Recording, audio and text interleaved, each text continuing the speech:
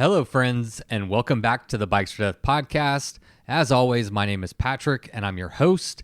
And on today's episode, I am sitting down with James Collins, who was the first person to ride the Central Texas Showdown route.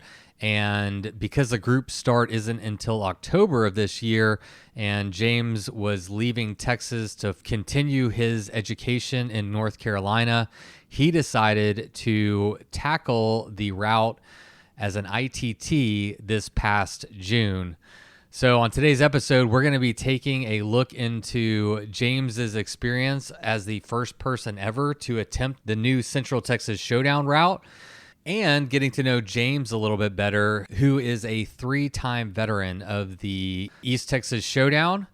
And so he has a lot of experience whenever it comes to my events, and also the Central Texas Showdown is basically in his backyard where he grew up. And so he's very familiar with this area and a great resource for perspective on, hey, did I pick the right roads? And, what did you think about the route and all this fun stuff? So that is today's episode.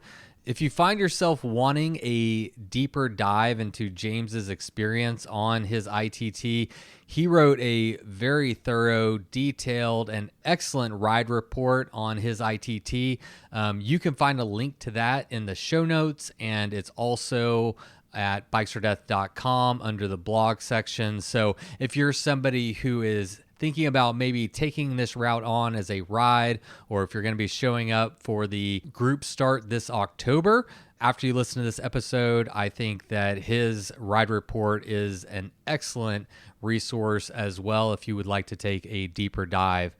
While we're talking about the Central Texas Showdown today, let me take this opportunity to just share some quick details. So the Central Texas Showdown is the second race in the Texas Showdown Series, the first one obviously being East Texas. Now we bring the same blueprint and the same model that made East Texas Showdown so successful, and we are applying that to Central Texas Showdown. We have 3 routes from the lowdown, the slowdown, and the showdown. And the showdown has a death loop just like at East Texas Showdown. And of course, after we're all done, you come back, this time not to the Bullet Grill, this time to the Castell General Store, and we have a hoedown. So it's a great time, and currently registration is full for that event, but the wait list is still open. Actually, I just had someone email me just a couple minutes ago and had to drop out. So if you're interested in this event, go ahead and sign up for the wait list. There's a chance we might still be able to get you on. I'll link to that in the show notes as well. But I have created a website that is going to host the Texas Showdown Series, all the races. So the East Texas Showdown, the Central Texas Showdown, and coming soonish will be the West Texas Showdown.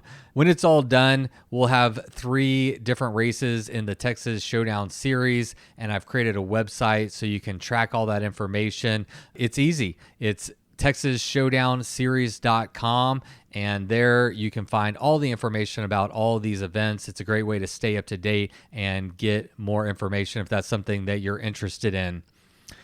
All right, well, that's it. Let's get into today's show. But first, let's take a minute to thank the people that made it possible, starting with our latest patrons. So this week, we would like to thank Scott Folland and Andreas Hagbarth for signing up as patrons of this podcast. If you appreciate these episodes and you would like to support this work, you can find out more over at patreon.com/bikesfordeath. And whether you're wanting to give a one-time donation or a monthly donation, both options are available to you. And any support you can give is greatly appreciated, and it goes directly into helping us continue to produce this podcast. And speaking of patrons, we have a special Easter egg for you today. The episode that you're hearing today with James is actually the second episode that we recorded. The first one was entertaining. But I recorded that one the evening before I was leaving 4 a.m. to go on a international trip to Oaxaca. and we were drinking and having a good time. And the conversation kind of really just turned out to be like two guys talking at a bar about bikes. And it was really fun and really entertaining. But I really felt like we probably didn't address the Central Texas Showdown as well as we could have. And as the host, I take full responsibility of that. It is my responsibility. So I talked to my editor and I talked to James about it, and we're like, it's fun. It's entertaining. So we're going to put that out there. It's available to the patrons, and that's going to be available as early as this Friday. So here in the next couple days. All right. Well, let me also tell you about something exciting from my friends over at Ren Sports. Don't skip past this ad because I'm going to, at the end of it, they've got an insane deal for you on their Beefcake Carbon Plus Gravel Fork. And that's what we're going to be talking about today. I love the name, the Beefcake. What a great name for a fork, and the graphics on it are kind of cool. But that's not the most important thing about this fork. The concept behind the Beefcake is a carbon fork that will take you anywhere. That is their whole approach to designing a carbon fork for adventure biking. So whether it is gravel, bike packing, bike rafting, or any other epic adventure, this fork can literally do it all. It's light, strong, and gives you the ability to carry an impressive amount of gear. You might say that with the Beefcake, you can have your cake and eat it too. Ha ha. Beefcake is the largest tire volume carbon gravel bikepacking fork in the world. It is designed to fit up to a 27.5 by 3 inch tire or a 29 by 2.6 inch. Another neat feature about this fork is it has a convertible axle, which allows you to run either a 15 or a 12 millimeter through axle, which is just another great feature and another great reason to have this fork in your arsenal. To check out this fork, to get more details, of course, you can check the show notes, but head over to rensports.com, check out the Beefcake Carbon Plus Gravel Fork, and if you like it, put it in your cart. Use the code HAVECAKEATIT2 for a massive 50% off. That's not a typo. 50% off, half off the Beefcake Carbon Plus Gravel Fork over at rensports.com. Just use the promo code HAVECAKEATIT2. All one word. Our next partner is AG1, the daily foundational nutrition supplement that supports whole body health. I drink it literally every day, and I gave AG1 a try because I know that Andrew Huberman supports it and recommends it and uses it, and I trust Andrew Huberman. If you don't know Andrew, he has another podcast called The Huberman Lab. I highly recommend it. He is a neuroscientist, and he really breaks down complex neurological and biological and physiological concepts and makes them understandable and relatable to people like me and maybe like you. And I've really come to follow him and respect him as a source of good information. So whenever I heard Andrew recommends it and he uses it, I was like, okay, I need to check this out too. Now, I drink AG1 every day before my workout, and it makes me feel like I'm actually doing something good for my body and I'm giving it the nutrition that it needs. We talk a lot about nutrition for bike touring and bike racing, and finding quality foods en route can be challenging to say the least. May I recommend AG1 travel packs for the nutritionally deficient bike packer on the go? If a comprehensive solution is what you need from your supplement routine, then try AG1 and get a free 1 year of vitamin D and 5 free AG1 travel packs with your first purchase. Go to drinkag1.com/bikesor death. That's drinkag1.com/bikesor death to take control of your daily nutritional insurance. All right. Ching, ching, ching. Bills have been paid. And now it is time to get to my chat with James Collins, all about his Central Texas Showdown ITT. But first, let's have Miles Arbor kick it off with the Bikes for Death theme song. You load up your bike, you ride away from home. You could be with your friends or you could be alone. You ride for a day or maybe more. You just love being in the great outdoors. Everything you need is strapped to your bars, including that new pillow you got from Santa Claus. And then you think, oh shit, to yourself. You left that super lightweight tent on the living room shelf. Bikes or death. Bikes or death. Podcast. James, what's up, man? We got to stop meeting like this. I know, right? Or we can't keep doing this. We probably shouldn't keep doing it. We could keep doing it, but we Yeah. probably shouldn't keep doing it. Yeah. This is funny. I haven't done this before, and like November will be 5 years.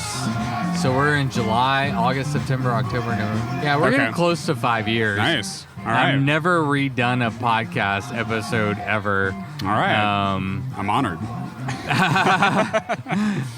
You're honored that I Yeah. fucked up our first No, interview no. so badly. No. Yeah.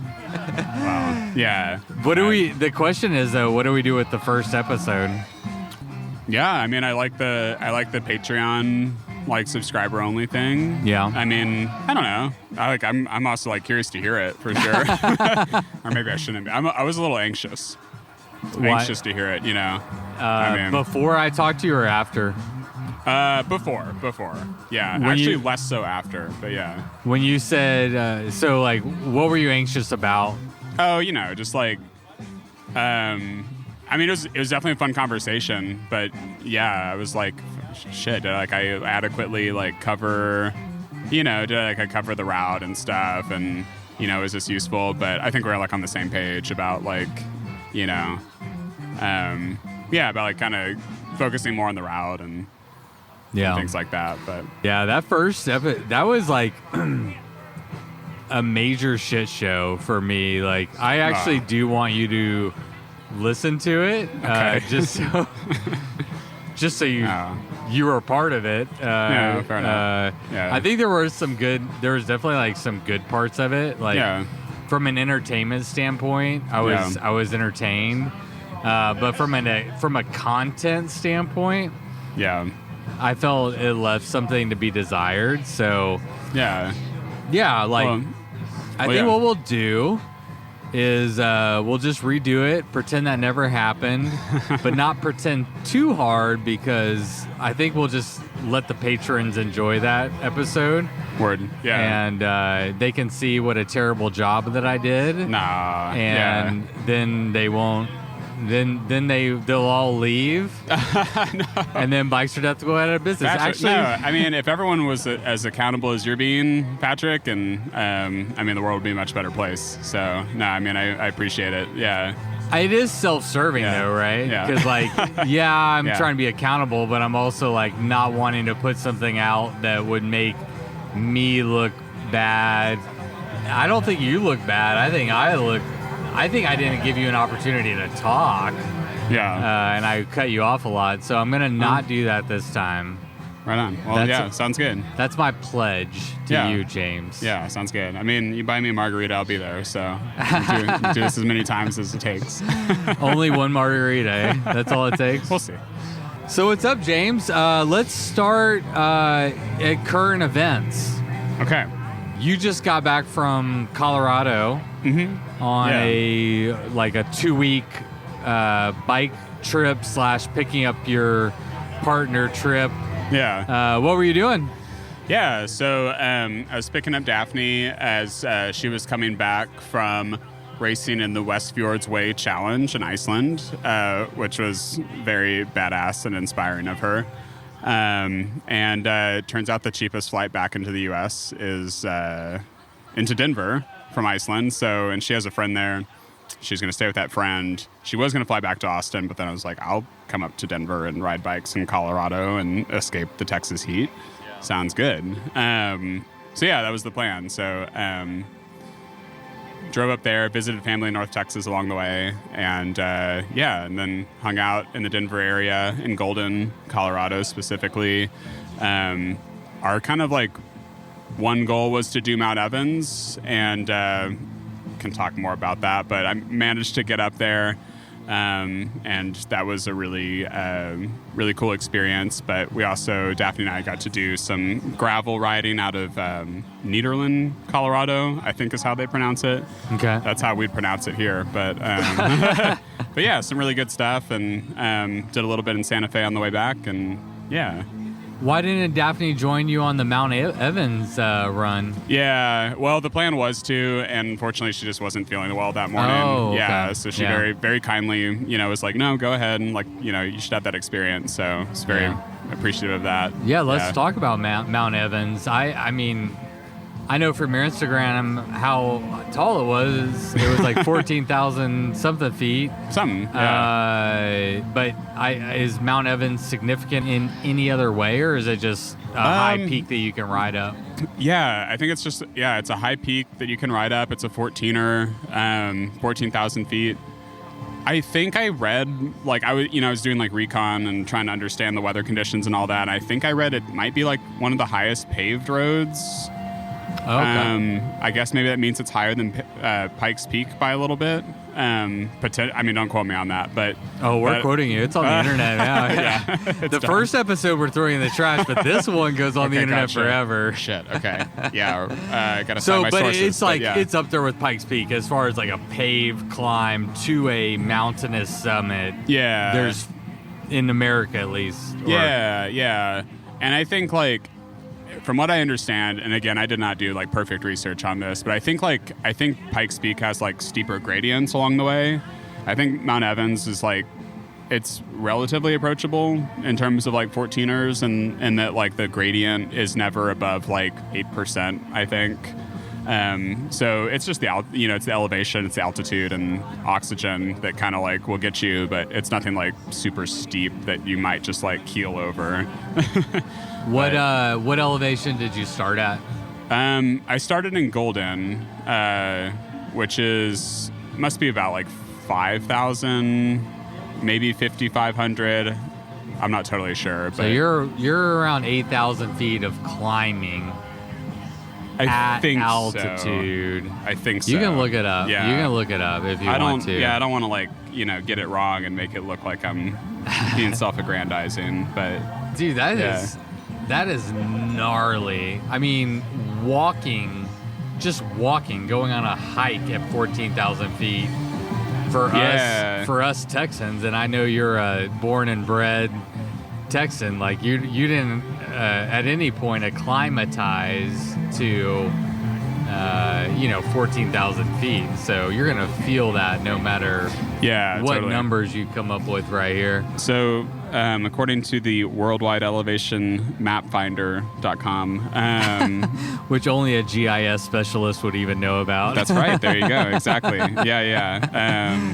Let's see. Yeah, Golden elevation Golden, Colorado is about an elevation of 5,600 feet.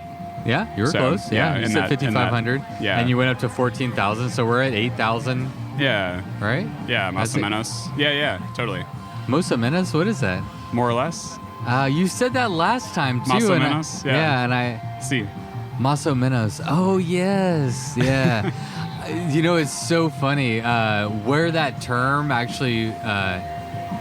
where I heard it first was in Spanish class in Costa Rica. This was just back in May of this year.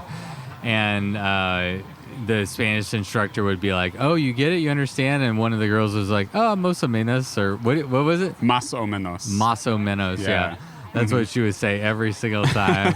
And I didn't know what she was saying, but she would say more, kind of. Yeah, I knew what she was saying. She was like, I kind of get it, but I didn't really know what she was saying.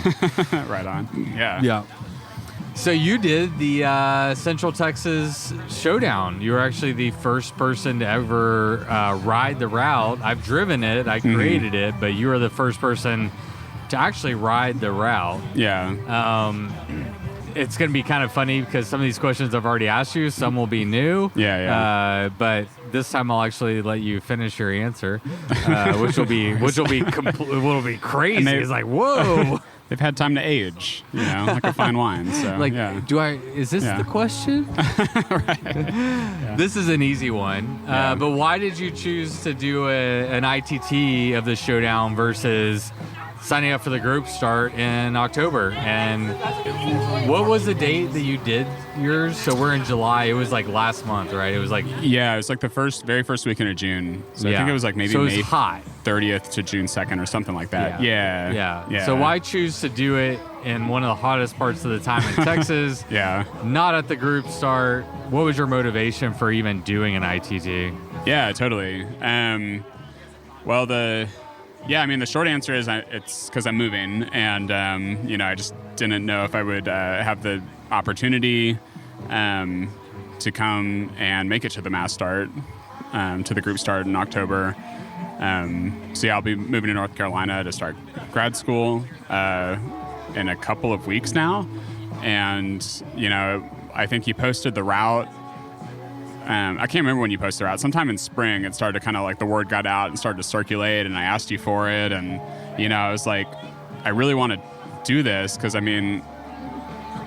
first of all, like I've loved the East Texas Showdown, going there every year and riding that. And so I trust you to make a good route. And second of all, I grew up in this area. I was born in Austin and grew up in Buda, and came back to Austin proper, I guess, to go to college, and have stayed here. So anyway, Central Texas and where the route goes through is just a lot of the roads that are my favorite roads to go out and escape to on a weekend, or try to do a little overnighter with my friends. I'd say that's, some of those roads are where I'd go to train for the East Texas Showdown when I was getting into bike packing and those sorts of things. So, so I was I really want to try to do this route. I just I can't bank on being able to make it to the group start. So I might as well just work it in. Yeah. Yeah. So you're leaving in 2 weeks for North Carolina, which is also in the hottest part of summer. So really, it's if I'm going to do this before I leave, it's all going to be hot. It's all going to be... Exactly. It's only getting worse. Had a window of time, and yeah, you're like, all right, well, I guess this is what I'm going to do. And yeah. So you were kind of a victim to your own time schedule with the time. If you could have picked a time to go ride an ITT of the Central Texas Showdown, I'm assuming you wouldn't pick June as the ideal month to go do it. Probably not. Probably not. Although, I think we had a more mild summer. Now it's gotten hot. Yeah, but it started off mild. Yeah, it took a while to get hot. There was this chatter going around oh, it's gonna be a mild summer. I remember hearing about this at the beginning. Oh, it's gonna be a mild summer. Wishful thinking. 30 days later, it's nah. Yeah. The weather was hold my beer, watch this. Yeah, exactly. Yeah. So. Yeah, it was just it was an now or never sort of thing. And, So for anyone who doesn't know, the new Central Texas Showdown route is 467 miles. It takes place in the hill country. And if you want to look at it on a map, it's easiest to describe that it kind of circumnavigates Fredericksburg, but never goes into Fredericksburg. It really stays on the outskirts of a lot of things, and really limited resupply is a big distinguishing feature of this route. The other distinguishing feature is it's 78% road and 22% gravel or unpaved surface. So it's so much different than the East Texas Showdown, which is 60% gravel, a lot more resupply points. It's why, the Texas Showdown Series needs to have 3 events to try to showcase Texas versus one, because you're not going to do a good job in one event. So that's what the Central Texas Showdown is. And I'm wondering, for me and for the listening audience, where are you at in your own personal let's call it quote unquote cycling career or cycling journey to say, okay, I'm ready to step up and take on 467 miles, you know, like what kind of experiences have you had that have like led you up to this, this right ITT? Yeah. I mean, I guess I'm kind of in a moment of like, how seriously do I take cycling? And, you know, that word like cycling career is or that phrase is a funny one. Because I mean, it started off as like just a hobby. How old are you? 26. Yeah. Yeah. You're at a very critical, kind of critical. I don't know. You're at a point in your life where you're like, where do I want to devote my time, attention, and energy? Right. How much time, attention, and energy do I want to put into this? Right. Kind of yeah. Deal. Yeah. How much do I do this really? Yeah. But like, cycling, you know, started for me, like, I think for a lot of people, I was like commuting around, didn't own a car in undergrad when I was in Austin. And so I was like getting around by bike. That bike that I inherited from my family, from my grandpa, got stolen over the summer. And so, this summer? Oh, no. Or sorry. You know, like what summer that I was out of town. Yeah. In college. And this was like maybe 5 years ago or something. But yeah, I started like commuting on a bike that I got from my family. Yeah, but that's sentimental. It's your grandfather's bike. Was it sentimental? Was it like a pretty... I mean... Yeah, más o menos. I mean, more or less. But you know, it was like a Trek hybrid. Like, you know, it got the job done, but it wasn't like super cool and stuff. And it wasn't like I, you know, purchased it with any, or it wasn't like I had any intent with it necessarily. And it didn't like really motivate me to like, it didn't make me curious about like, how far could I go? Like, you know, do I ride bikes for fun? It was really just like for getting around, you know, from point A to point B. But then, you know, like after that bike got stolen and I needed a new one, you know, it was like an opportunity to kind of buy my first bike where I was like making the decision. And and I was like, I know on a road bike, I've like seen people riding these like drop bar bikes. Those look cool. Maybe get like some better brakes and stuff. And so I got like a, you know, kind of like $1,000 sort of all-rounder type bike with some drop bars, aluminum, disc brakes, like still a pretty entry-level group set, and rode that around and started commuting on that. And anyway, fast forward a bit, like I started to notice like people like in Lycra and spandex, like riding bikes around Austin. I was like, wait a minute, like what are they doing? Like, what's that about? And like fast forward a bunch, and you know, it started like.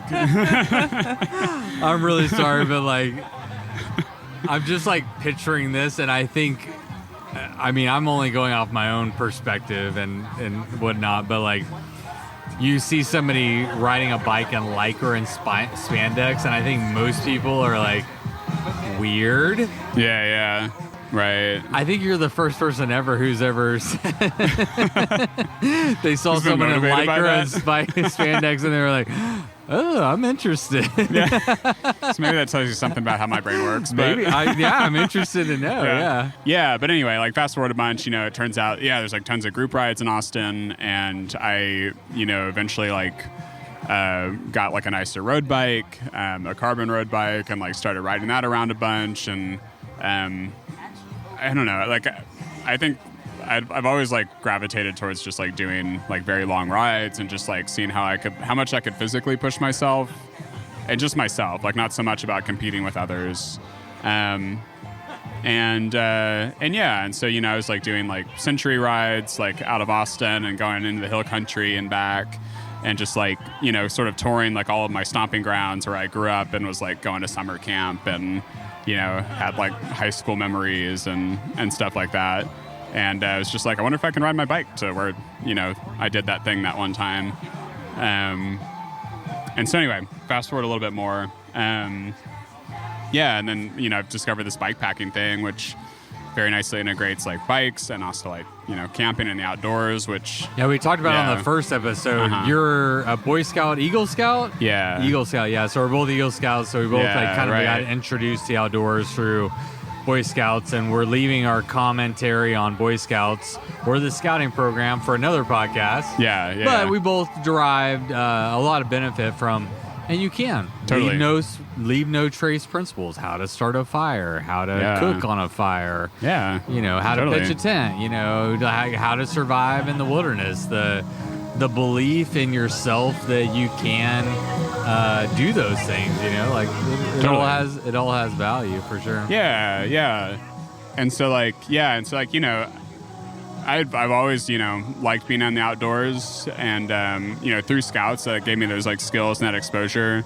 And so it's, it's kind of been the way to recreate for me, I guess. And so finding something like bikepacking, that's this format that very much crosses that boundary, does both, it's so cool, to leave your front door, ride your bike to a campsite, and then come back instead of having this null space of being in the car, separated from the outdoors, separated from the experience of the landscape. You know what I mean? Yeah. So gravitated much more into the bikepacking thing, and then the first proper bikepacking thing I did was the first East Texas Showdown. And I signed up for it, I think probably mostly because it was free that first year. And so I was It wasn't free the first year. Oh, really? Okay. It was $50 the first year. Oh, okay. It was cheap enough that James was... You could sucker me into it. His frugality was do I want to afford that? Yes, Gotcha. I can. Yeah. Yes, I will. Yeah, it was $50 the first year. Yeah. All right. Well, yeah. So, in my recollection, it was so cheap that I forgot about it. Yeah. Which is why we raise the prices. Actually, Right. that's not why we raise the prices. We raise the prices because running these events is a lot more complicated and takes more people and Totally. than I ever thought. It's when you start one, you're I don't know. I'm not trying to get rich. I'm not trying to take all the money out of your bank account so I can put it in mine and I can go drive a Lamborghini. That's not what I'm trying to do. Right. So I'm I don't know, $50? Let's just try 50 and see if anyone will show up. Yeah. And not to derail where you're going, but just to talk on the price, because it's something that I've wanted to address publicly and I just haven't because there hasn't been a good time. But we've gone from, the first year was $50, the second year was 75 maybe? 75 or 80 is what I was going to say. And then we've landed now on, I think last year was close to 100, maybe 90, 95, maybe 100, I don't know. And then this year, what we're doing now is 120. And the conversation that I've had with Emily and with other advisors that I bounce things off of is, what I've said to them is let's figure out a price that we can keep this sustainable. Because what I don't want to do is, not to cast shade too much on other events, and so I won't call anyone out specifically, but there are events that have gotten very expensive to just get into. Yeah. And I don't want money to be the reason someone can't. I just need the money so we can run the event the way that we want to. And so we kind of settled on this 120 price and hoping that can be sustainable for many years and to people come. can count on that, expect that. Yeah. Anyway, Right on. I don't want to derail what you're saying, but the money thing is something that I care a lot about, because it's not about me being rich. It's about how can we get the most people to come experience this and also run the event the way it needs to be run and create the kind of experience that we want people to have. And finding that balance is it's a learning process like anything else. And we're just learning as we go. And it's fun. Yeah. Right on. Anyway. Yeah. No, I love the transparency, and not to call out other events, but there's definitely ones, where you're what did I pay for? Daphne would have called them out if she was here. Fair enough. If you listen to the Patreon episode, you can know exactly what that's right. what that's about. Yeah. Easter egg. So the East Texas was your first, I think, foray into what do you want to call it, a bikepacking race or ultra gravel cycling or whatever the fuck, a longer distance event. Whatever it's called, something that looks like that. Yeah, exactly. And the conditions are what they were that year. I had to drop out because I brought that same $1,000 bike that was my purchase. Right after it was my first entry level bike purchase basically, and I was like, oh, this thing can do everything. I think it can handle it. Nope. What was it? I mean, it's called a Trek Cross Rip. Cross what? Cross Rip. Yeah, and it's I've just never cross rip. yeah. No, I mean they marketed it as like this is your $1,000 you can put like a rack and panniers on this, or that's why it's a cross rip. It's a bike that's designed to rip in a lot of like cross training, like cross disciplines, more or less. Yeah, but very like entry level components. Yeah. The brake pads went very quickly in the wet sand. So anyway, everybody's did. Yeah, that wasn't your bike's fault. That was the conditions, I think. On that trip. Yeah. But at what point in the race did you drop out on that first year? I got to Kennard. I got a little past Kennard. So like mile 90, something like that. Yeah. And your brakes were already gone by mile 90? Yes. Wow. Did you have them replaced prior to that? No, almost certainly not. Yeah. So probably not started in the best spot I could have, but yeah. I mean, in your defense, nobody knew. Nobody knew. Nobody was prepared for what the conditions that we got that first year, right? Yeah. Everybody lost their brake pads. A lot of people dropped out. It was not ideal. And on the flip side, a great learning experience. Like I'm pretty sure that everybody who signed up again for the next year had brand new brake pads. I definitely did. Right. Yeah, exactly. Yeah. It's like, okay, I signed up. Yeah. I learned a couple things. Yeah. And then what happened? What happened on the next? Because for the listening audience, there's been 3 East Texas Showdowns, and you've done all 3.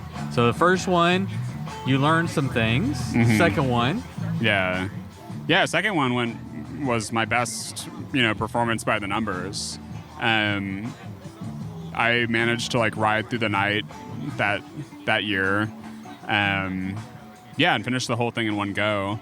I was a little worse for wear by the end, and kind of screwed up my, one of my tendons in my foot. But yeah, kind of pushed through, and that was sort of the goal, was to I think that was my first time riding through the night, actually. Wow. And yeah, and it helped, to have done that course 1 year before and just been in the area and kind of have a sense for gas stations are open these hours and this is what you can count on. Yeah. So, what bike did you ride in that year?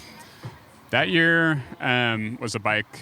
I rode a hardtail. It was a giant Fathom. Also sort of an entry-level bike.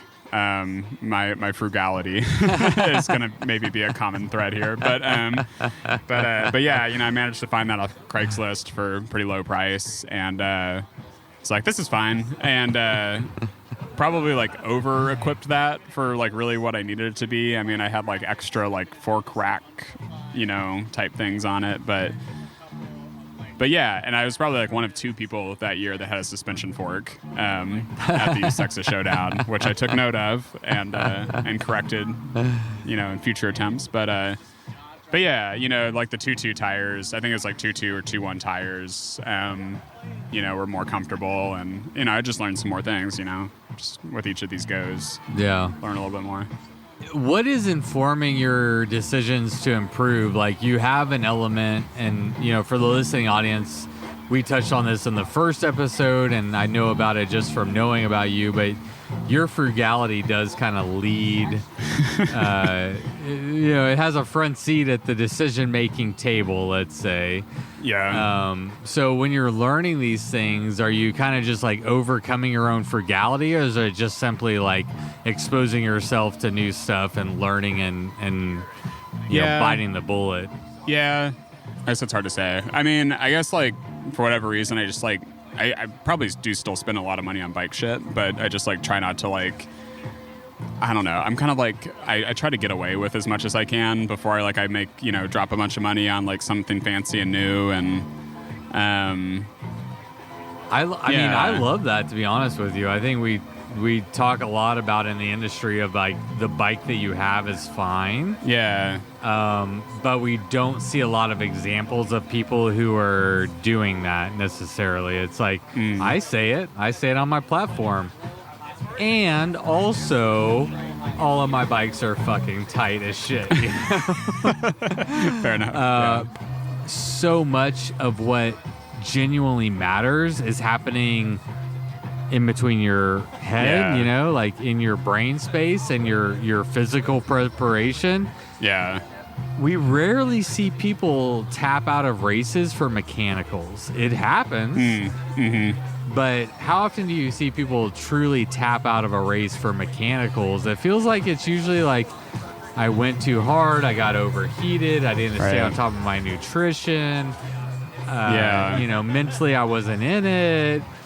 And so, like, how important is that, the bike in this whole equation? Yeah, totally. And the thing is, like, I'm not going to be competitive. Like, I rode, like, my vintage, like, quote unquote vintage, like, 90s steel mountain bike this time in East Texas Showdown and did worse than I did last year when I was, like, on an aluminum, newer hardtail. Yeah. But, like, I had a good time. And I think that my priority, like, right now is, like, not to, like, try to be, like, winning races. It's really just to, like, be intentional about like the time that I spend away from friends and family to be like riding bikes. And if I'm training, quote unquote, like just like what am I really training for, and is it, I don't know. I mean, I think also a function of living in Austin is that there's like there's a really big scene here, really big bike community, which is cool. But it also means it's really competitive, and like if you make your priority like competition here, it can really take you down a path of like spending a lot of time and a lot of resources to like compete.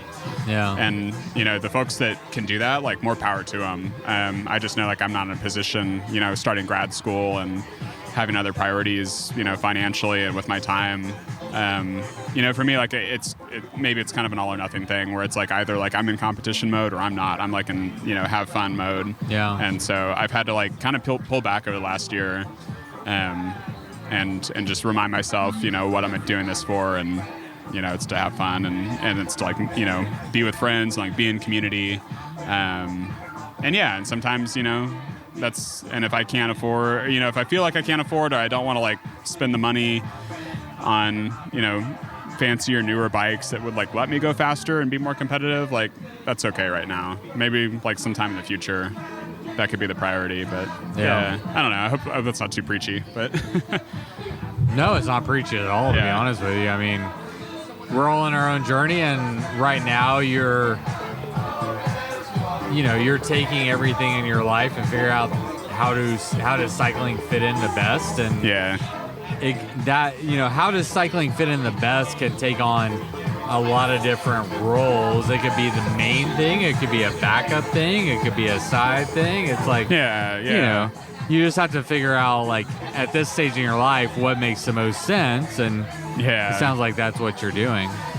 Yeah, and so I guess, like, we're, like, to go back to that question of, like, where does Central Texas Showdown and this ITT, like, fit into the career, quote-unquote, it's just, like, it was a challenge, and it was, like, the route was, like, it was like a longer distance than I think I'd ever like set out to try to do in one go. And, doing it on the bike I did, it was like I was kind of underbiked a little bit, it felt like, which was like a challenge mentally. And, I think that's just where I'm at in the quote unquote career, is just continuing to like push the challenge, push the envelope sustainably. And So, I mean, like, there's something about doing an ITT that I feel like puts more pressure on you for sure, because like with yours in particular, I asked you if I could share it on social media. So like, I've got 14,000 followers on Instagram. Like, I don't know how many people are actually engaged, but How many bots do you have, Patrick? I don't know.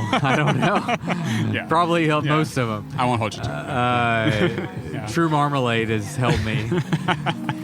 Do you get that reference? I maybe halfway get that reference. Yeah. It's a whole nother podcast. Yeah. But like, I mean, I put your tracking out there, and so, and I'm sharing your updates, and so like, on some level, doing ITT is more like there's more pressure surrounding it.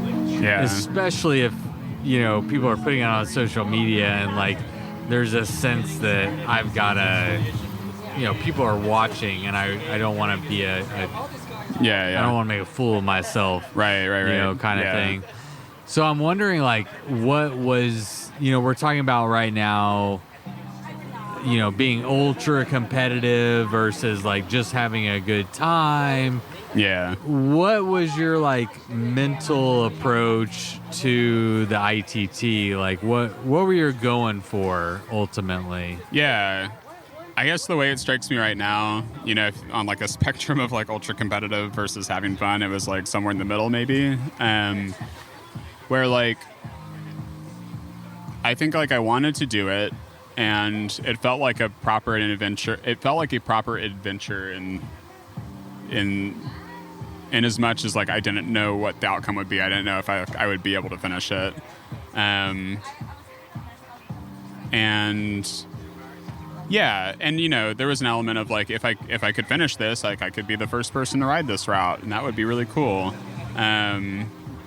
But from another aspect, it was like it was like just it would be really cool to like sort of connect the dots between all of these different places I've ridden in, like Llano and around Fredericksburg and Comfort and Lakey and all these towns along the way. And so I think like publicizing it, like calling it an ITT and like putting it on social media was like, kind of a way to like push myself and also, just like further push myself and like challenge myself, because I kind of know like, if I had just gone out there and like not told anyone I was going to do it, and I'm like, I'm just going to ride as much of this as I can. There were definitely moments where my rational brain would have been like, you're not in a good place. You should just stop. This doesn't matter. You know what I mean? Like, what are you doing? Yeah.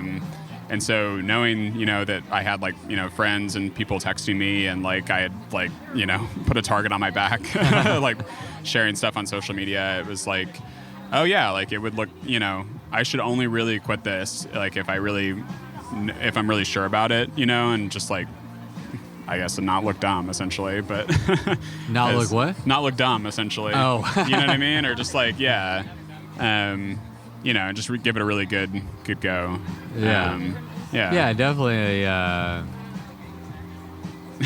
adds an extra layer of, it's like what you said. It's like you start to question, do I really need to quit now? Right. Can I keep pushing? Yeah. Because then the internal dialogue becomes with yourself, how do I answer those questions? Right. So if you start thinking about quitting, then at least for me, and we'll see what you think, but like, then the next thing is like, okay, what questions are people going to ask? Like, why did you stop there? Like, what was it? Why couldn't you sleep and keep going? And then I'll start answering those questions in my head and be like, and if I don't have a good enough answer, I have to keep going. Right. Yeah. And if you can come up with a good enough answer to like answer all the, quote unquote critics, then maybe you can justify quitting. But anytime you add like an outside element, I think it helps to level up the like, I don't want to say pressure, but your commitment to doing the thing that you set out to do. It's like, I told people I was going to go do this. I need to give it a fair shake. Right. Deal. Yeah. I did that. I just rode. I rode from my house to Natalie's house, 106 miles. Yeah. And just yesterday, I guess 4:00 this morning is when I finished, and there's times it's like, man, if I wasn't riding to Natalie's house, it's like I might just like stop and sleep on the side of the road Right. for a while. Yeah. Or if I didn't have somewhere to go, if someone wasn't expecting me, Right. you might start to question what you're doing and why you're going so fast and why you're pushing so hard and why your stomach hurts and you just keep going. Like, Yeah. but when you have somebody that's waiting on you or people that are watching you, then Yeah. it becomes a whole nother thing. I Yeah. think. Exactly. Yeah. How did that? Because I'm pretty sure in your experience of quote unquote your racing career, you haven't done an ITT before, right? No. Yeah. Was that challenging for you in any way to be doing an ITT, to be the only person on route, Yeah. to be the only person that people are watching? Because when you're on a field of 200, people are like, oh, look at what James is doing. Oh, great, cool. Now let's see what Rhonda's doing, and let's see what Right. Michael's doing. And, you're kind of just like absorbing the whole race as a whole. But when you're out there by yourself, Yeah. it's just you. Right. Did that get in your head at all, or were you able to? I don't think so, and maybe that's because I felt like it was. I mean, it was mostly like people I know, like friends, and it was mostly like friends that were like texting and messaging, and that I was like texting back to, kind of give updates to and stuff. So I kind of felt like it was just like having all my friends watch me and know where I was, but Yeah. also sort of like, oh yeah, like I need to. Reminding me like these are the people I'm going to go tell this story to, and do I want to tell a story where like I sort of chickened out or like I gave it the best go that I could? Yeah. But yeah, I mean, I think I really like the ITT format, and now I'm very curious about, I'm very interested in like doing more events or I guess races, more ITTs, because I think like. The ways that you can like kind of control the experience and like control some of the variables, like, weather, when you start, time of year, just all those sorts of things. I think I like that a little bit better than like the sort of the pressure of like making it to a mass start on time, and then there's all these people around. That might kind of get in your head about like, oh, they have like a really nice bike. I bet like they're gonna, oh shoot, should I have like, wider tires and stuff, and those sort of comparisons. I mean, I do really like, being around, riding around people and having this sort of like safety in numbers feeling. Yeah. For sure. But yeah, but I think it probably helped that I felt like, this place is familiar, that I have friends that could come pick me up if I really needed them to. Doing an ITT of like Tour Divide, totally different story. Not committing to anything. But you know what I mean? Like, it's just like, this was a special case because I think there were a lot of like safety net factors that made an ITT probably a lot more, feel a lot better. But yeah. It's interesting. Okay. Does any part of this have to do with your frugality of not wanting to pay the entry fee to be a part of a mass start, or does it have nothing to do with that? Oh, it really doesn't have anything to do with that. Yeah. But no. I'm sure. I think most people would lean towards a group start with the safety in numbers, with all those things. But you found that maybe you're open to this format as being something that would be good for you, or that you,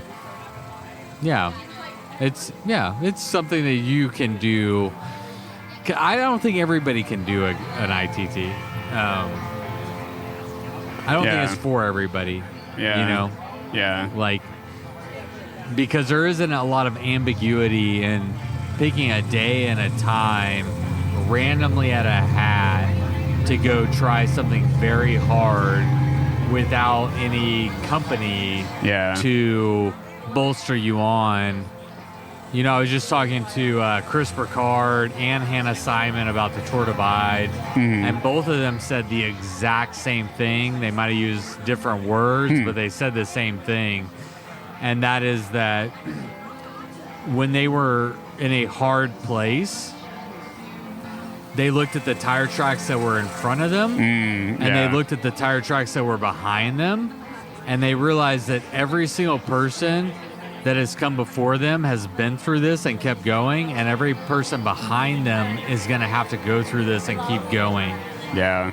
And I don't know exactly what that is, but that comfort that comes from knowing that someone has been here before and kept going, and that other people will have to keep doing that. Yeah. There's a huge like psychological value there that I think a lot of people lean into, probably including myself, that you don't have in an ITT. Yeah. Yeah. Yeah, definitely. Like I like that. Yeah. And I've definitely like recognized that I've experienced that same thought, doing like East Texas and doing other rides even, just seeing tire tracks, like going through this like sort of sketchy looking mud puddle or something. And so were you intimidated or nervous at all about the idea of doing an ITT, or no big deal? No, I definitely think I was. I mean, I kind of like, you get the split brain thing where like, one side of your brain's like, I want to do this. Like I'm setting the date. Like I'm holding myself to it. Then the others, then you wake up in the morning the day before and you're like, wait, what am I going to do tomorrow? Yeah.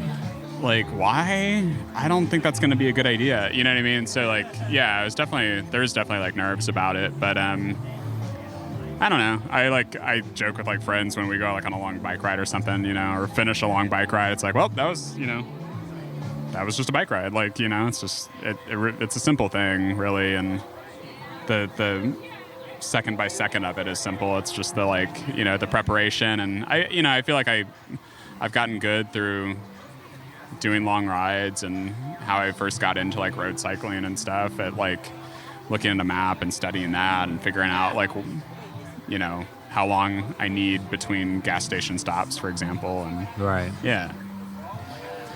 So let's talk about when you started and why. Okay. And also how it changed. Yeah. And why it changed. Yeah, totally. Yeah, so the original plan was to start, I guess it would be midnight Saturday, like the first weekend in June last month.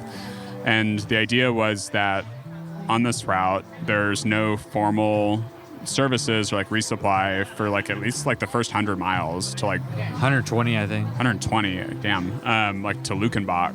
Yeah. I guess like, in Lukenbach's like kind of got weird hours, that just like little store fairgrounds kind of thing. And then you get like to Comfort, which I think is maybe 130 or something. Yeah, it's not much further. Yeah, and that has like more formal services, Bankersmith and like some of those. Yeah. There's like, yeah. So anyway, yeah, I mean, it's just a really long haul before you get to any like good services. And so I wanted to start at midnight because I had been doing a bunch of night riding the months leading up to it. And I knew from that I needed a lot less water and a lot less food when the sun wasn't out.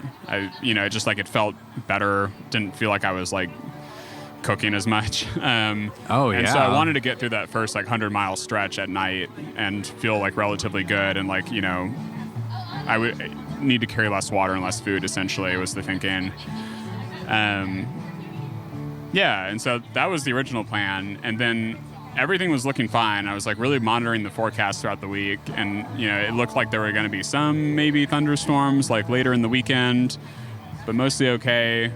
And I was sitting, so I got out to like Castell to the start, and I was sitting at the Castell General Store after it had closed, just kind of loitering, waiting until like midnight came around, and was like compulsively checking the weather. And like, sure enough, it had changed, and now there was like thunderstorms forecasted like for midnight, and I knew that I wanted to try to get through the first two gravel sections before the rain came, because I wanted to avoid riding on wet gravel as much as possible on the road bike that I was riding. So then I decided to move my start up, pretty much ASAP, and left around like 10 p.m., that Friday night. thinking that I could get through the first 2 like gravel sections early on in the route, like within those 2 hours. And, if I got rained on after that, fine. But, yeah. Let's talk about what bike and tire you ran, because I think that's it's an interesting question for this route because it is 78% paved. Mm-hmm. So a road bike on 78% of it makes a lot of sense. Right. But as you found out, the last 100 miles could have some impact on what bike you set up. So what did you decide to run and why? Yeah, so I rode a giant TCR road bike with 28 millimeter road tires. I think they were Vittoria Rubinos, which, was what the shop had available in the timeline that I had. So I didn't do too much thinking about like which tires exactly, but yeah, those were like the widest tires that bike would fit, 28 millimeter. And I knew I wanted to do a road bike just given like the amount of pavement and the amount of climbing. And, I'd ridden a lot of the gravel before, and my experience on it was that it was like decently hard packed, and I felt like, it would be a little underbiked, but I felt like I would be able to get through it in good conditions. Yeah. Yeah. How'd that go? Well, maybe we shouldn't. Maybe we should wait to see how it went. But that's what he was riding. Yeah, exactly. God Set the damn stage. it. Yeah. Right. Let's ease up to the end. Yeah. Let's let it linger. We don't want to rush this thing. It's like a fine wine. We've already done this once before. Okay, so you started 10. How did it go? I mean, how was the first? Let's start with the nighttime. How did the nighttime go? Because I know once the sun comes out, it's kind of a changes. different story. Yeah. The nighttime was mostly okay. I mean, from like a course, just course intel standpoint, like I felt like it was, totally approachable at night. Nothing too crazy. There are like 2 gravel sections. There were those 2 gravel sections, like I guess between Llano and Crabapple. And those were a little sandy. The first one in particular, but nothing too crazy. And I mean, the only thing that was challenging about it was just like, was just my own case where my plan was to try to sleep for a few hours before starting at midnight, and then moving my start time up to 10. I wasn't able to sleep before starting, and so I was nodding off a little bit and had to stop and take some naps laying down on the asphalt. How many naps did you take? I think 2 for how long? 5 or 10 minutes. I like set timers. Yeah. So how did you decide? I was talking about this I think with Hannah we were talking about this, but how did you decide how long to set your timer for? I don't know. I mean, I guess just like how sleepy I was feeling. And I think I just set it for I probably did 5 minutes. And then when that rang, if I still felt really bad, I just, reset it for another 5 minutes and then tried again. So, I was just trying to keep it short and snappy because I did, you want to keep going. When did you sleep prior to your ITT? Because you started at 10 p.m. Yeah. So conceivably, you didn't sleep until, the night before. Yeah, well... So you're trying to ride through the night without any... Yeah. Yeah, I guess part of the challenge of it was, I didn't take a day off work. I didn't take that Friday off work before the Friday I started. Frugality. For better or worse. And so, I mean, I think I woke up probably at 6 a.m. That Friday. And, Yeah. So you're just... Yeah, you were running on fumes and just trying to, maintain... Pretty much. And yeah, I mean, I can do maybe a little bit better when like there's gas station stops and I can like drink a coffee. But, you know, Yeah. I made a thermos of coffee and like brought it out there to the start. Like that was definitely part of the plan. And so Yeah. I like downed that, you know, at 10 when I left. But then, you know, couldn't find any more. What did you take with you for that first? And for you, I don't even know if Lukenbach was open by the time you got to mile 120. So you probably resupplied him comfort at a mile 130. Yeah. Like how much water and food and stuff did you bring with you? Yeah. Let's see. I had two. I think I had 2 bottles, 24 ounces on the bike, and then I had a 1.5 liter like hydration pack, Camelback. So I think all together that's like close to like 3 liters. I think that's close to 3 liters total. And then food-wise, I think I had probably about like 2,000 calories or something. I just like had a lot of bars. I basically like stuffed my little frame bag like, you know, as much as I could with bars and stuff. So food was like definitely not a problem. It's just like food fatigue, right? Like palate fatigue. It's like eating bars for however many out. But so like you took 3 liters of water for 130 miles. Well, starting, yeah, but I did luck out, and I was able to refill in Crabapple.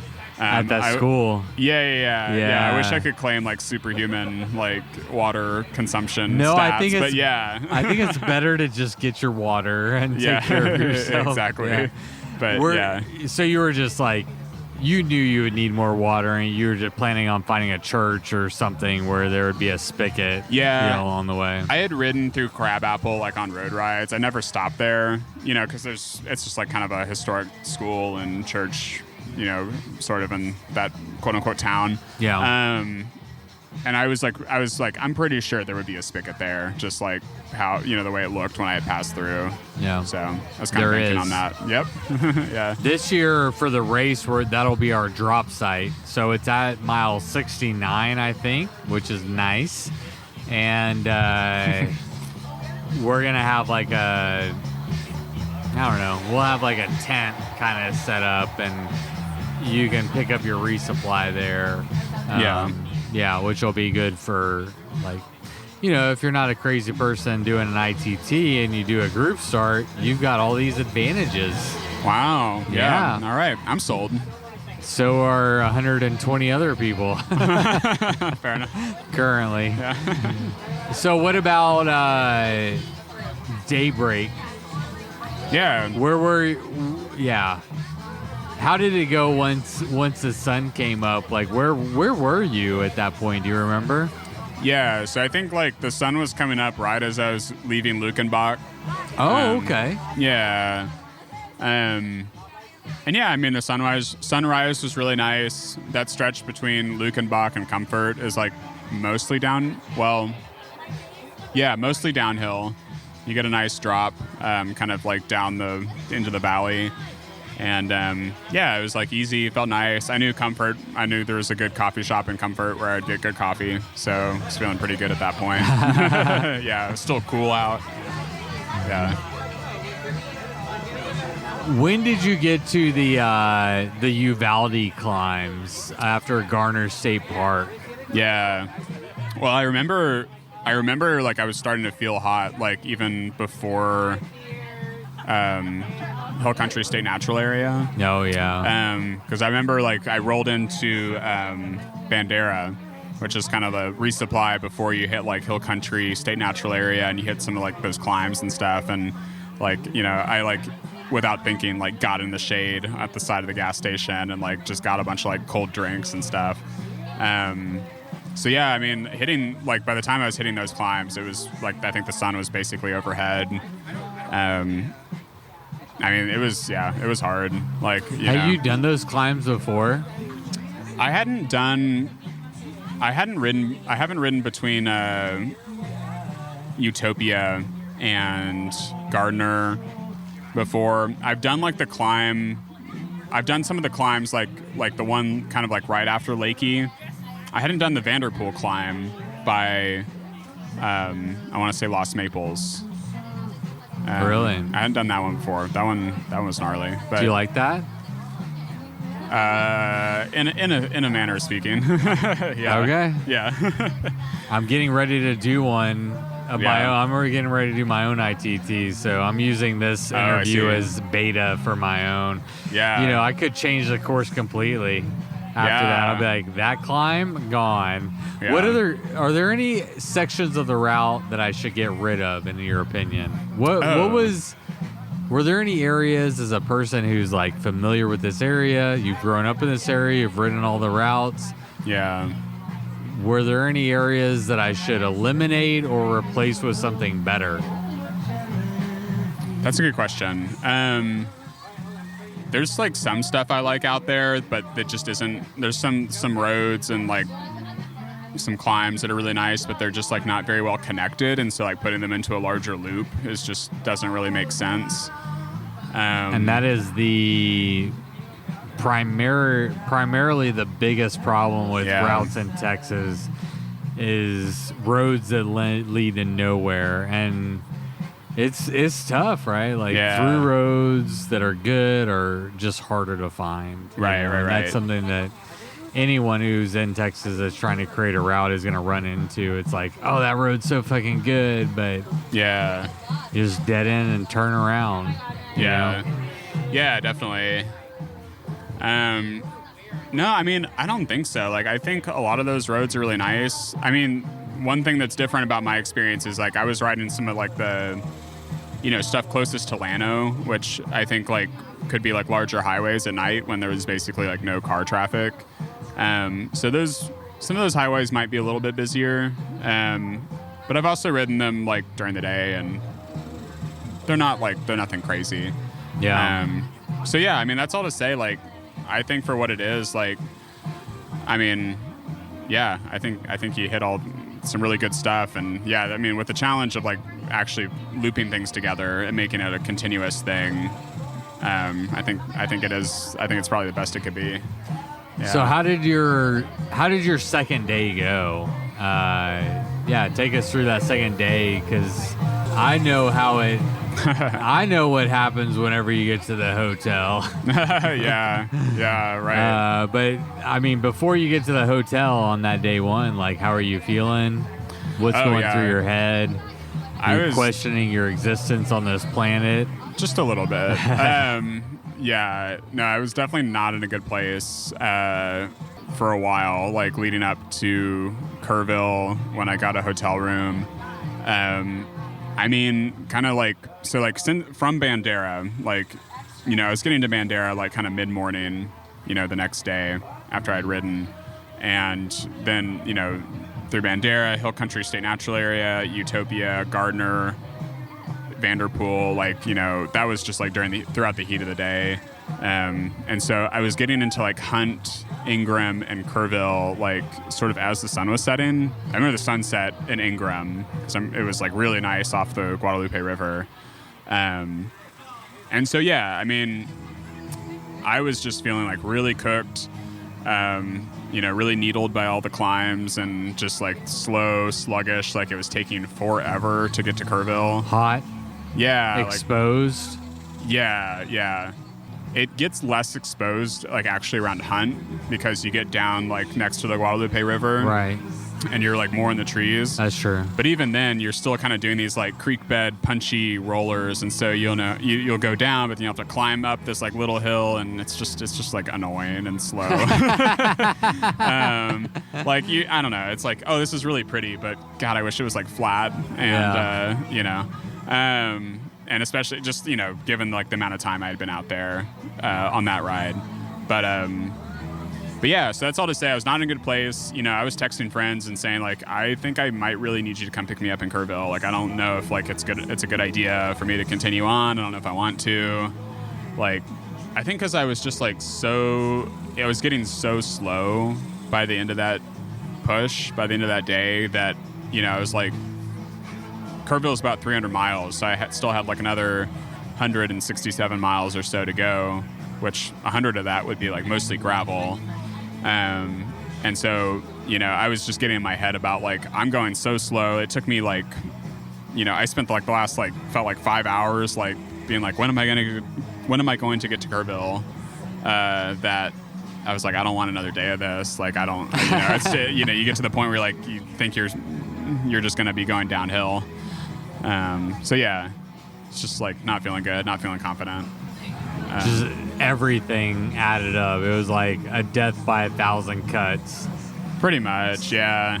So you went to sleep on Saturday night thinking that what would happen in the morning? Like, how much sleep did you plan for, and what did you think would happen when you woke up the next day? So my plan was to try to get to the Doss General Store, which I think would be another 60 miles, if I remember correctly, from Kerrville, something in that ballpark. And my plan was to wake up early enough. Basically, I wanted to get to the Doss General Store, like, as soon as it opened, I think at like 8 a.m. or 9 a.m. And so that kind of dictated like when I was going to get up, based on how fast I think I thought I could go. So I set my alarm for like 3 a.m. I finally went to sleep around like 10:30 or 11. So yeah, a fit full like 4.5 hours of sleep or Solid. so. Yeah. But in a bed, rinsed off the kit, rinsed off the body in the shower, felt a little bit better. And yeah, that was sort of the plan. It was like, just get to the Doss General Store. Like, I knew it, get there when they open. Don't get there earlier than they open.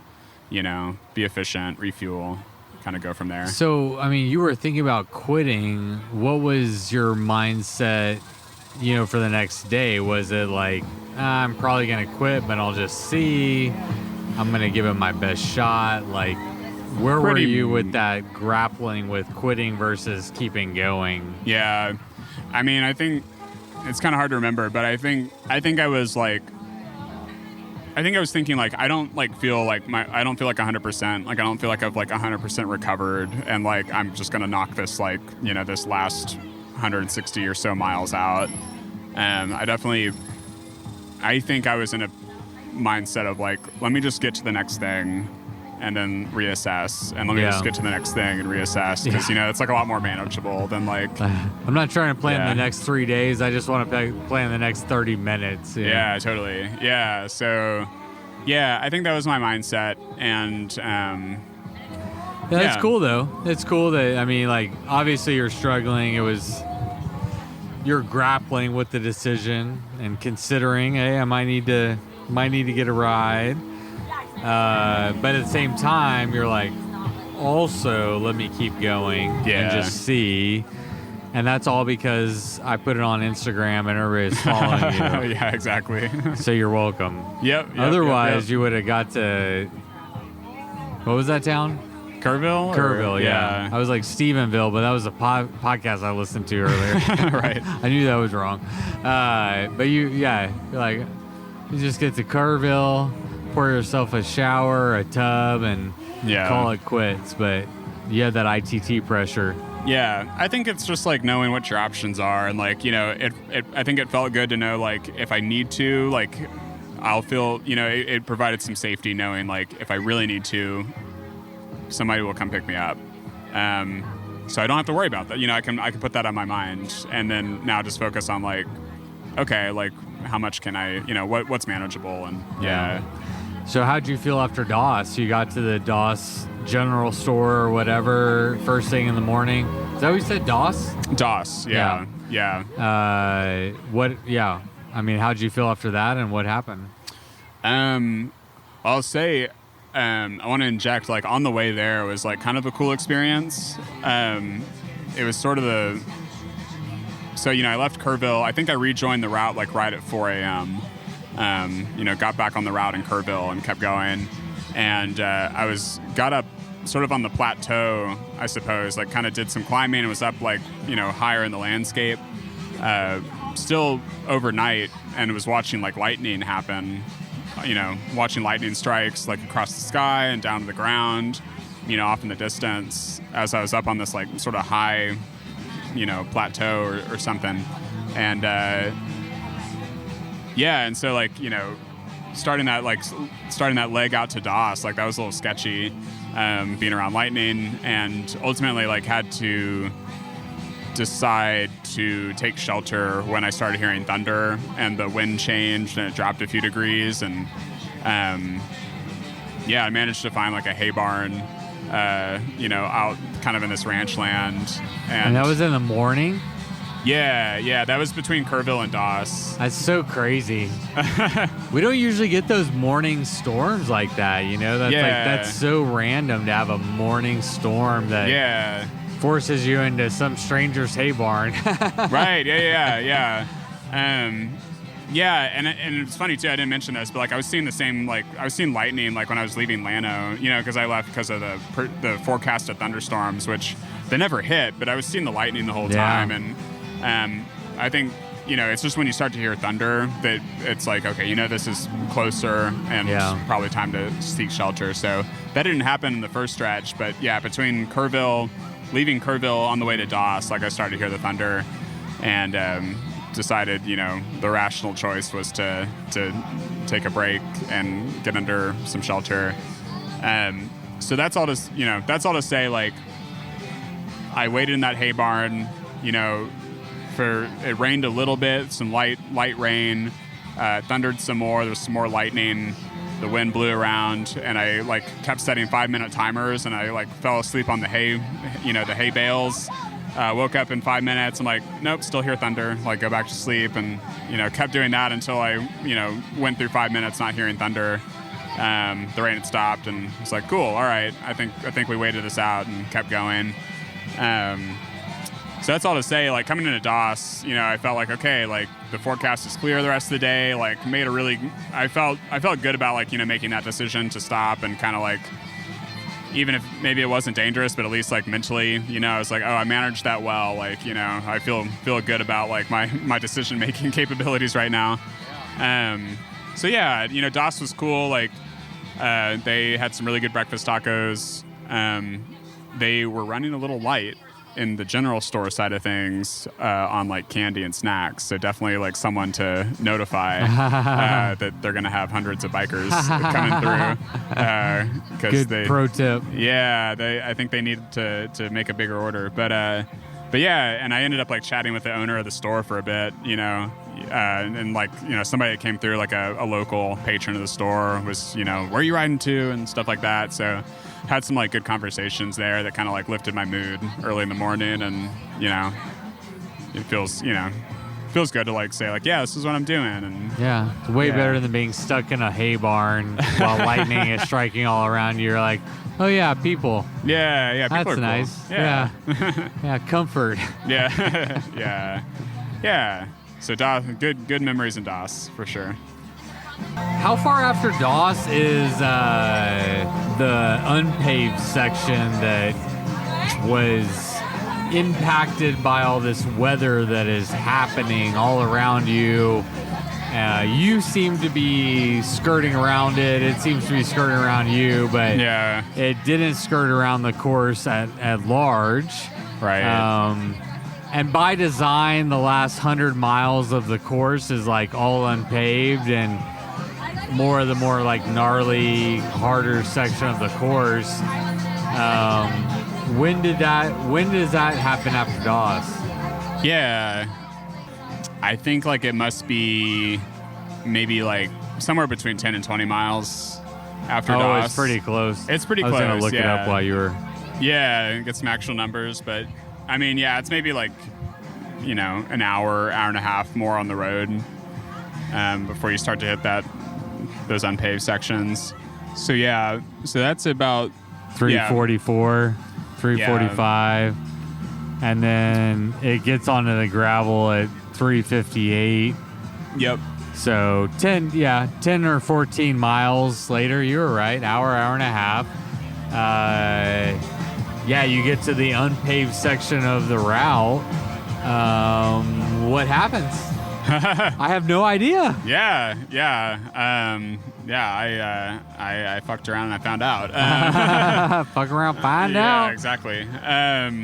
So it turns out, like coming into Doss, after I left the hay barn, I was seeing all this water on the road. There was like water running across the road from the fields. Like it had clearly rained a bunch. And so getting on those unpaved sections, like it was like wet, granite, sand, and it was slow going, like immediately, like, I think I was probably feeling pretty good on the pavement, some breakfast tacos in my belly, and going, 15 miles an hour, I don't know, down to like 8 or less. Or 4. Yeah. So, it was like slow going. And, and I, started to come across these like big puddles, big like muddy patches. I was on 28 millimeter tires, very little clearance on the road frame. So like, and I had ridden through some mud the day before, like around Hill Country State Natural Area. Found out like that immediately packs into the frame and like gets close to the gears and stuff. So I was like, it's definitely not worth trying to ride through that. So I was unclipping, walking in my road shoes, like, on the side of the road, like in the vegetation to try to stay clean. And, it was very slow going. It was like pretty demoralizing. I started like, getting into like low water crossings where the creeks were full, including like a pretty gnarly one. Like Threadgill Creek was pretty full, and was, had some like visible current. And so anyway, it was just slow going, like taking my shoes on, or taking my shoes off, putting them back on, cleaning the mud off my socks and everything out of the cleats, and just pretty more. I mean, it was like type 2 fun where it's like, this is fucked up. I'm like, what am I doing? And like, not thinking about like what I'm doing to the bike and how much this is going to cost. But, but on the other hand, it's like, I'm going very slow right now. And like, there's 100 miles of this. So, not to give anything away, but we're getting towards the end of the story here. You ultimately backtracked on the route, right? You like got off the route and then rode to the general store, essentially DNFing on the ITT. Mm-hmm. What was it ultimately that made you call it? That's like, okay, this is X. This is too much. This is too hard. This is undoable. Like, what was it that made you actually get off route and just say and just call it? I mean, you're 100 miles from the end. Like, like why now? Why call it now? Yeah, I mean, from a high level, I gave myself like a very like fixed time window to do it. I didn't take Friday off of work. I didn't take Monday off of work, like after the weekend. So, I really had like from after work Friday through Sunday to do it. Yeah. I maybe if I had taken the Monday off and given myself more time, going slow on the gravel wouldn't have been as much of like an issue and wouldn't have caused as much anxiety. But, I knew like, I just knew like I had to finish it up like that Sunday, and I had to get home, like take care of my dog and like get back to work and and all that sort of stuff. Yeah, life. And, back to you're not a professional cyclist. Yeah, exactly. Back to the life thing, and but then like on a more like technical, I guess, or like practical sense. I knew that like, well, I mean, I'm glad like I gave like the first unpaved section after Doss a try and like just at least tried it instead of like, chickening out and saying like, the gravel's going to be too wide, I'm not going to try it. But after going through that like first 10 miles maybe, or however long that first section is, I think I was averaging like 5 miles an hour, and I was like, this is an abysmal pace and I don't know if it's going to get better. And I even like, I rode a little bit on the next section and it was not better. And I knew like from experience of like riding, I mean, I've ridden like the rest of the route essentially, like on other rides and stuff, and know what the terrain is. And, I just know it was not going to get better. I know there was a couple of river crossings coming into like the Dos Rios campground, south of Mason, that would, I mean, under like sort of quote unquote normal times, you know, when I was riding them earlier in the spring, like they were still pretty like slippery, full of water, pretty long. And after like a good storm, you know, I was like, that could be running a lot quicker, you know, turbid water you can't see the bottom of, like could be like a real slip and get carried away hazard. And yeah, it was kind of just like straws breaking the camel's back. And, you know, and I was like, I think this is the point at which this is like not becoming fun at all anymore, and like just kind of seems dangerous, and it's just going to take way too long. And yeah, you know, and it was like the point at which I went off route and went back to the general store. You know, it was like kind of the last like point to return for a while before committing to like a lot of the gravel. Right. So Yeah, it's one of those like, how committed am I? Yeah, exactly. I'm not that committed. Yeah. Any regrets? Do you like, or maybe a better question is like, how do you feel about your attempt? Are you happy? Yeah. Learn a lot? You disappointed? Like, where did you land ultimately on your attempt? Yeah, I think like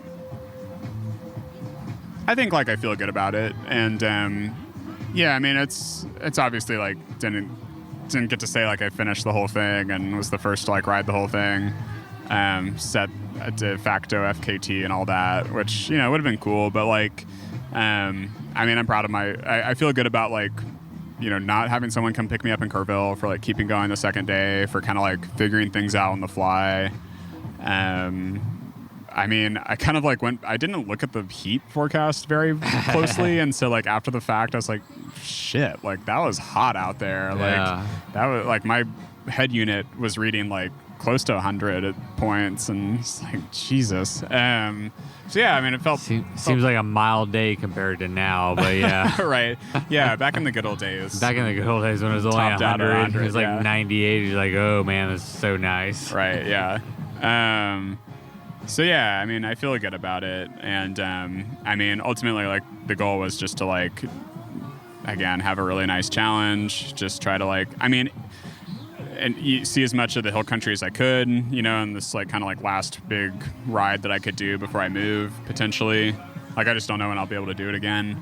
Yeah. And I mean, at the very least, like I'm glad I didn't like have to get picked up. Like it was still cool to like ride from Castell way the hell out to like, you know, Gardner State Park area and like see the landscape change and then like ride it all the way back. Yeah. You know what I mean? And one of my favorite quotes is adventure starts when things go wrong. Yeah. You know, and I have a lot of like affinity and respect and appreciation for people who, you know, get themselves into a situation, and if it's too big, figure out a way to get themselves out of it, you know. And you know, not to say you have to. I've called people to help get me out, but it's also like, ideally, if you put yourself in that situation, you also get yourself out of that situation. I think that's best case scenario, and it doesn't have to follow the route per se, but it's just like,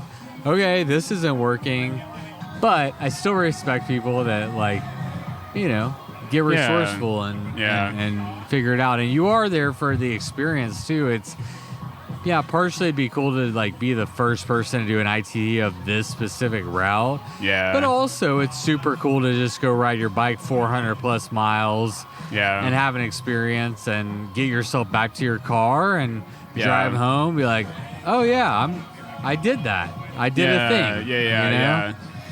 Yeah, you know, not to go off on a whole tangent, but like I feel like I was having like, you know, this conversation with folks when, you know, a few weeks ago with the Titan submersible that, you know, went missing and had this like big international response. And, you know, like Daphne and like some other friends and I, we were having these conversations of like kind of comparing like, like doing this like dangerous activity, going to the bottom of the ocean, you know, or riding your bike out in the middle of nowhere where there's no services. You know, it's kind of like, what are the ethics of that? And, you know, how do you do that responsibly? And with like, with bike riding, and this like sort of ultra bike packing stuff, you know, I guess we should always like have respect for people that like maybe they get themselves into a bad situation, but they like know what the limit is and like when to like say like, no, it's actually not worth like, doing the whole route or whatever, and like not, putting other people in unsafe situations, being able to get themselves out of it instead of like continuing on, and kind of requiring people to come rescue them and put themselves in danger potentially.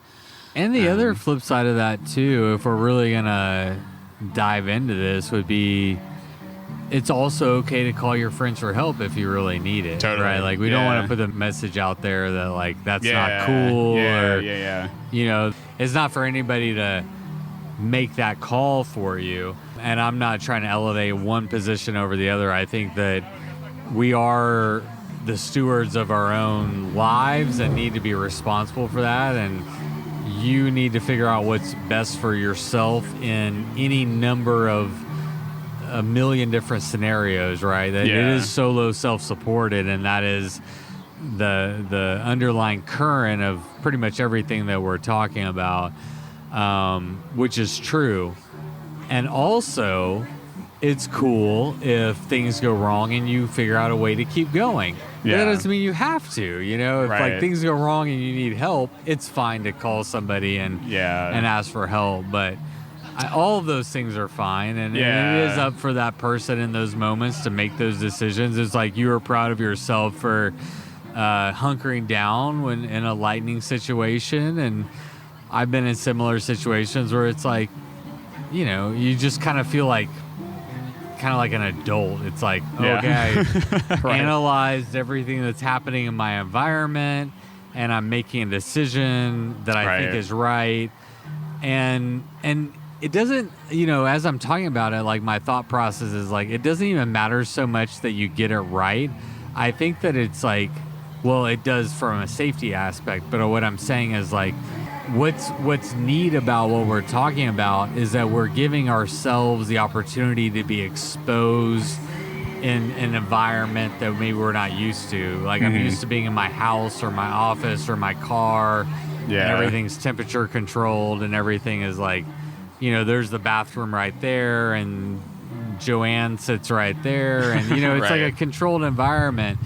But when you go out into the natural world and you're dealing with like cars and people and lightning and thunder and rain and flooding, and you're relying on yourself in a way that you're not typically used to, and how we all relate or react to different circumstances maybe isn't like the most important thing. Maybe the most important thing is that we're like exposing ourselves to those hard things.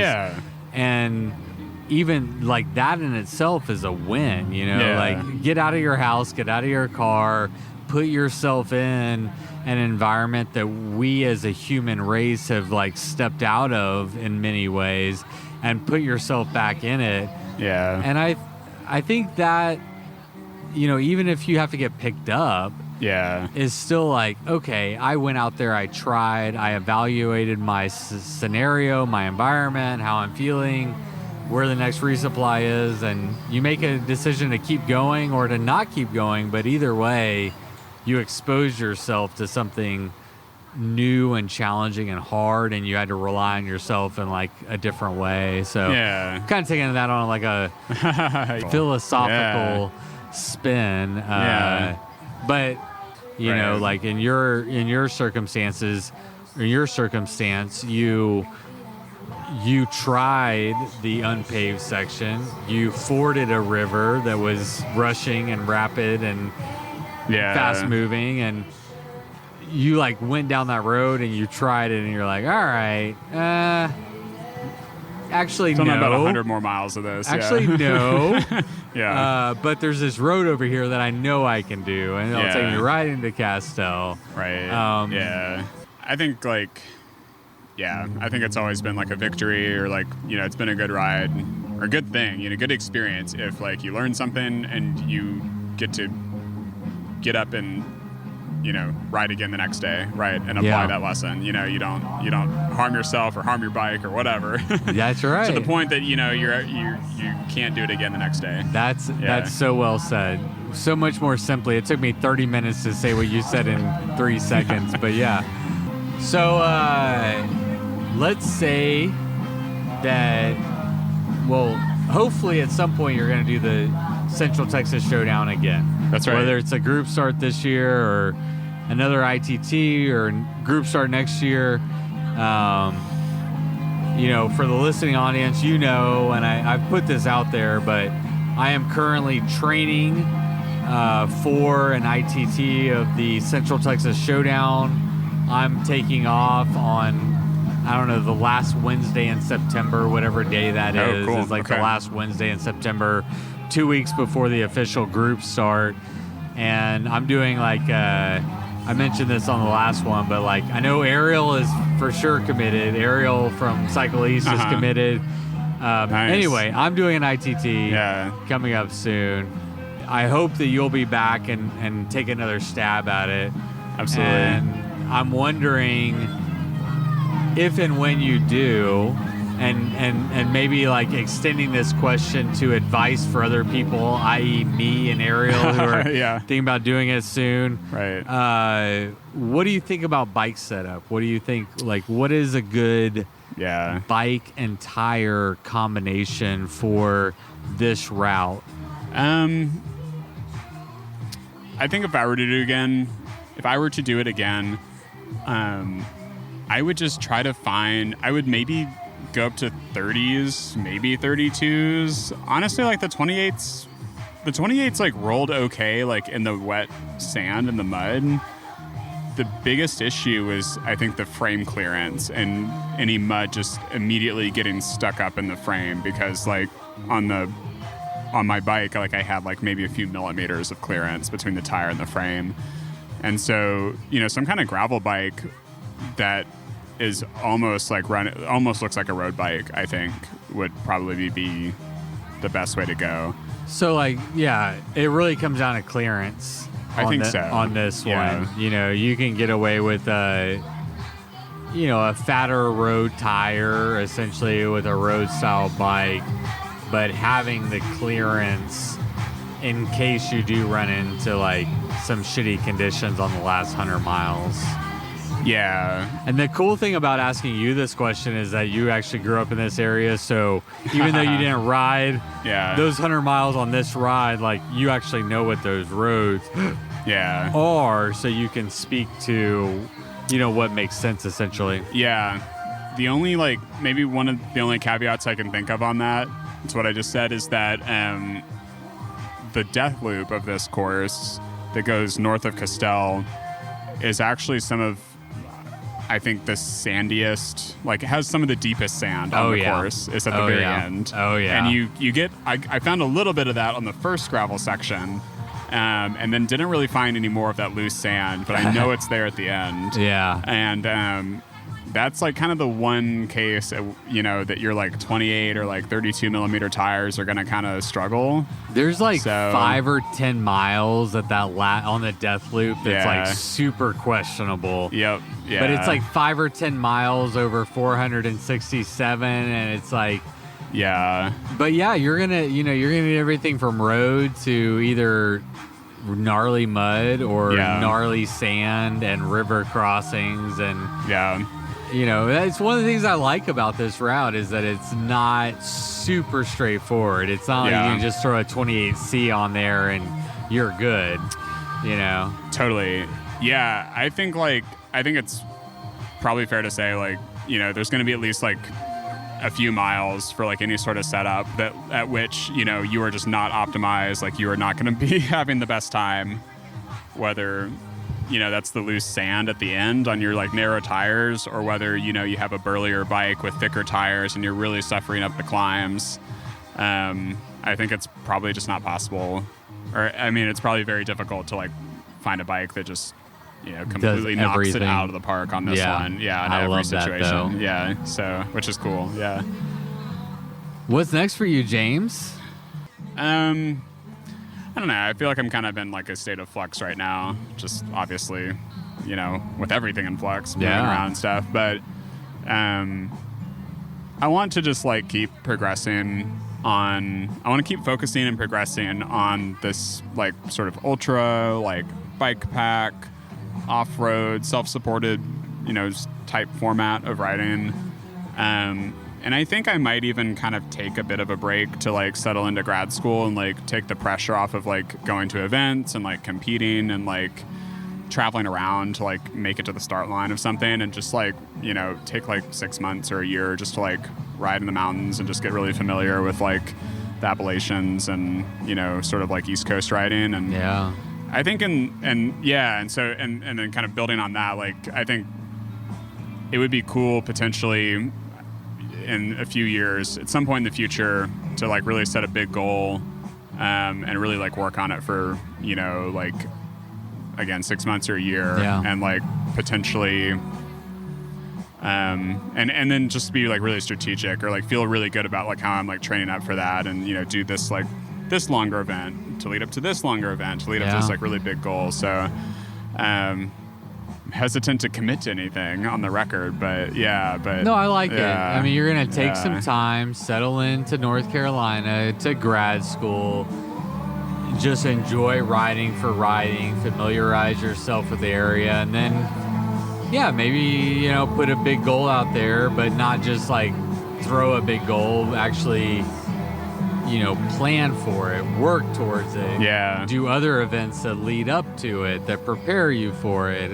Yeah. I like that. I mean, you know, Hannah, you know, her first ultra event was East Texas. Your first ultra was East Texas. And she's working on the Triple Crown right now. Yeah. So I got to catch up. Well, you know, we don't have to compare ourselves to Hannah. That's right.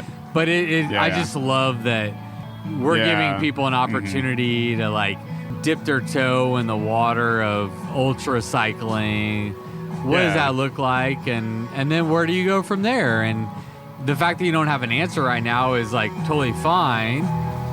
I like that you're in a place in your life where you're asking yourself those questions and you're considering that, because I have to assume that you wouldn't just like, you wouldn't ride like 50 miles or 100 miles in hill country and be like, oh, okay, now how do I get to the Tour Divide? You know, you'll do a 300-mile event, then a 400-mile event, then a 1,000-mile event. And, you know, it all like, it builds on itself essentially. And so like, no matter where you land, I just think it's cool that, you know, your mind is thinking bigger. It's like, okay, what's next? I can do that. I learned from that. And where do I want to go from here, you know? Totally. Yeah. I'll be in North Carolina in August 27th, PS. All right. Yeah. I'll be all of like 6 days into my graduate studies, so perfect. Yeah, I'll be ready for a break. Yeah, you should be ready for what do they call that when they drink too much in college? A bender. A bender. Yeah. A bender. A binge, A binge. Yeah. We'll go on like a binge. All right. Yeah, we'll do some episode 3 with Patrick and James will be like me hazing you at a fraternity. Oh, good Lord. Yeah. Not at a fraternity. We'll go to like a single track somewhere, and I'll like hand you beers and make you drink them until you puke, but you have to keep going. I mean, yeah, I think I'm mostly here for that. It'll be like a whole new adventure. Yeah. Sick. Yeah. All awesome. right, I'm there. Yeah. Yeah. Well, cool. Well, thank you so much, man. I appreciate you coming on the podcast twice. Never had to do that before, but thank you. Yeah. I appreciate you like being open to that. I think we'll release the first one for our patrons, and they can get a laugh out of it, hopefully. Yeah. And they can see the difference between a normal conversation and super fun conversation, and whatever the first one I did. Yeah. And you can see the difference. But no, I appreciate it, man. And it's sad to see you leaving Texas. But hopefully you'll be back and visit. And I really hope that you're not a stranger to any of our Showdown events, because you have become a part of our family with the East Texas Showdown, and I hope you keep coming back. And I'll do my darndest. Yeah. Just hanging out with us, man, and having a good time and riding bikes, man. That's what it's all about. Absolutely. Yeah. Much appreciation for all you do. I mean, like you're saying, you've introduced people to. I mean, you've really positioned these events to like be great introductions to bike packing. And I mean, even though the conditions were what they were that first year, like, I mean, I think credit's due to you and the team for, you know, putting on an event that like made me want to come back. and then make me want to come back again. And yeah, you know, like it goes a long way. I appreciate it, man. It's I don't know how this has happened exactly. I mean, I kind of understand a little bit, but like what has happened with the Showdown Series is like beyond anything I could have ever expected. And I just feel really grateful and humbled.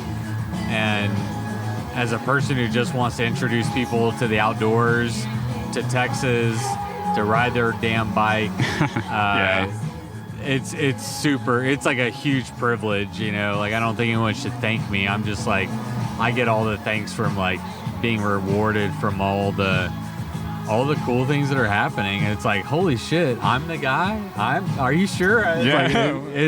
Yeah. I'm doing.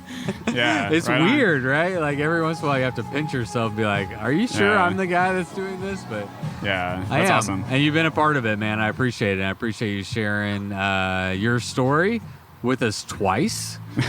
Yeah. And now I got to go pick up my girlfriend from a cooking class. All right. So That's let's right. wrap it up. Sounds good. Let's close this tab. All right. Cheers, Good deal. buddy. Cheers. All right, everybody. Thank you for tuning into today's episode. And a big shout out to James once again for coming on to today's episode and sharing his experience on the Central Texas Showdown route with us. And as of this podcast release, James has already made his way up to North Carolina. So we'll miss you here in Texas, James. We wish you well in your future endeavors, and hopefully we'll see you back at some of the Texas Showdown Series in the future. And just a reminder, if you'd like to hear version 1 of this podcast, that's available to patrons. I'm going to have that out by the end of the week, by Friday. And hey, just a more laid back approach to a conversation. You might get some giggles out of it. And that's there if you want it. You want to find out more. Of course, that's over at patreon.com/bikesfordeath. Next week, I am chatting with Mackenzie Barney, who just finished her tour of the world. She cycled solo 18,000 miles, 28 countries, over 5 continents. And we had a lot to talk about. We had a great chat, and that one is coming next week. Thank you so much for being here. It's an absolute pleasure. And until next week, you know what to do. Go ride your damn bike. It was the middle of the night. You grabbed your knife and you held it tight. The sounds of beasts kept you awake. The sounds they made kept you afraid. In the morning, you packed your bike. Memories forgotten from the previous night. You rode faster than ever before. Was it your imagination? Or merely folklore? Fear turned into strength as you pushed further. Every pedal stroke, stronger and firmer. Your bike feels weightless, your legs aren't tired. You think to yourself, just a few more miles. Bikes. Oh, death. Bikes.